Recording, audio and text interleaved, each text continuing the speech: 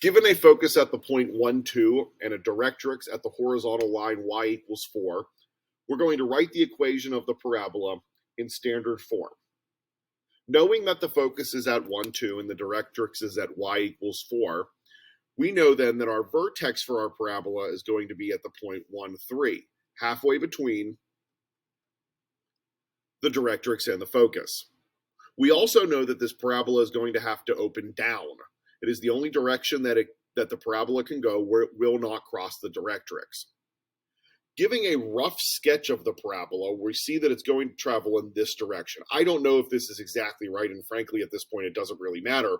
We're just trying to get an idea of the direction that it's going. And if we need to clean up our drawing afterwards, we will. When we draw that generic sort of sketch out, we then identify a point somewhere on the parabola. We're going to call this point xy. And what we want is the distance between the focus and that point to be the same as the distance between that point and the directrix. Now, in order to do the distance calculations, it would benefit us to identify what those two other points are. The focus is easy. We know that one. That's 1, 2. But as I move down to the directrix and I locate and identify this point right here, that point should have the same x-coordinate as the point on the parabola, but should have a y-coordinate of 4, since it lies on the directrix. And what we're going to look to create is an equation that equates this distance between the directrix and that point on the parabola, and this distance, that point on the parabola and the focus. So half of the equation is going to be the distance between the directrix and the parabola, and the other half of the equation is going to be the distance between the focus and the parabola. Now, going from the directrix to the parabola, we see that they have the same x-coordinate. So when I use my distance formula, x minus x squared is just going to end up creating 0. So we're not even going to need that part of the term, or that part of the radical. But then we subtract the y-coordinates, y minus 4 squared. On the focus side, we're going to have a little bit more work. We begin by subtracting the x-coordinates and squaring them, as the distance formula suggests, and then we do the same thing with the y-coordinates. Make sure you go in the same order when you write those. It doesn't matter what order you go in, but since we are going to be writing a parabola, it's generally a little bit easier to write them so that the variables are first. The fact that both sides of this equation are square roots or have radicals means we can square both sides and get rid of those radicals.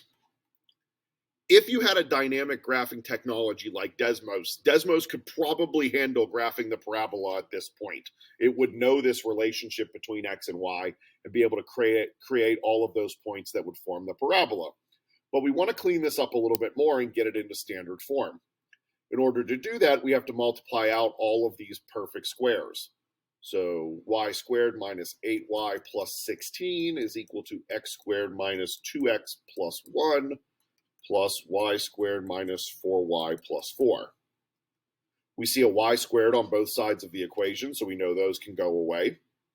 And because this is a parabola that is opening downwards, we want y to be by itself. We know that this is going to be written in standard form where the y is going to be the lone variable. So I'm going to leave the y on the right-hand side by adding 4y, the left-hand side by adding 4y to both sides. And I end up with negative 4y. We're going to push the 16 over to the left, and it's going to join the x squared and the minus 2x with the 1 and the 4, and leave us with minus 11. This is not yet in standard form. We need to divide by negative 4. So we get a final version of the equation of negative 1/4 x squared plus 1/2 x plus 11 over 4. That's just dividing everybody by negative 4. And here's our final form for the standard form for this parabola. We didn't do a bad job of drawing it. That 11 over 4 at the end tells me that the y-intercept is going to be at 2.75. If anything, I think this is going to be a little bit of a wider parabola. This negative 1/4 suggests that we're going to see some shrinking in the growth rate of the graph. well, in this case, the decreasing rate on both sides, but that's going to flatten out the graph a little bit. So if anything, maybe we didn't flatten it out enough, but we got a pretty close on the intercept right there of 2.75.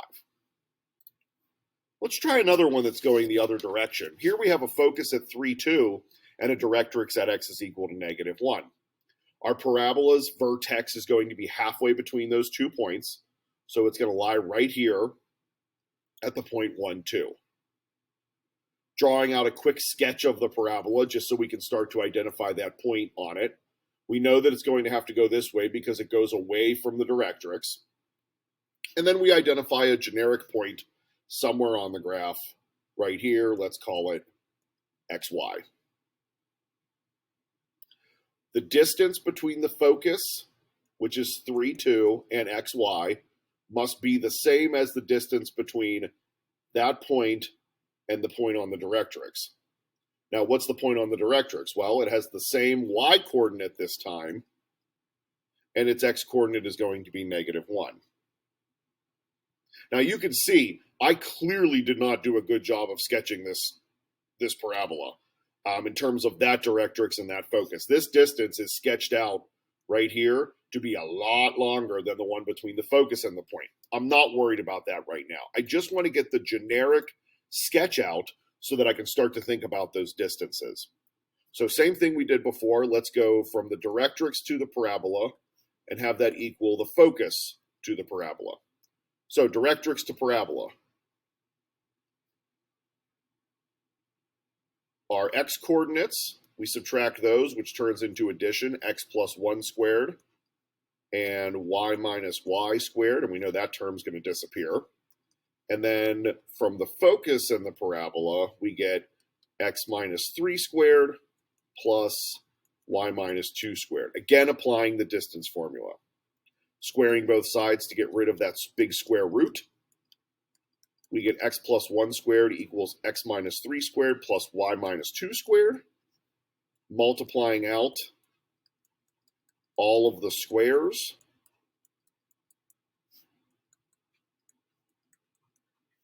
We end up with this longer expression. We have a parabola in this case that opens sideways. So we know that x is going to be, this is going to be solved for x, which is ideal because these x squareds end up knocking each other out. I'm going to move this 6x over to the right side, left side, excuse me, so that we can have x by itself. So we get 8x. I see a y squared. I see a minus 4y, and then this 1, this 9, and that 4 all join together to make 12. Divide everybody by 8 in order to finish, and I have 1/8 of y squared minus 1/2 of y plus 3/2. This right here tells me that this sideways parabola's x-intercept is going to be at the point 3/2, 0. I look like I have my intercept drawn more at 2 than I do at 1.5. You can see that up here.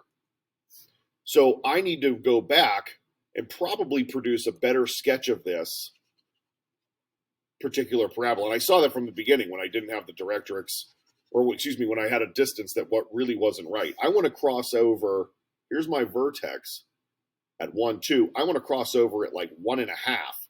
So I want a much wider parabola, which is also suggested by that 1/8. That 1/8 is serving to flatten out the parabola by shrinking the growth of that square term. So I should expect a much flatter parabola. And I feel a little bit better about these distances right here as being the same.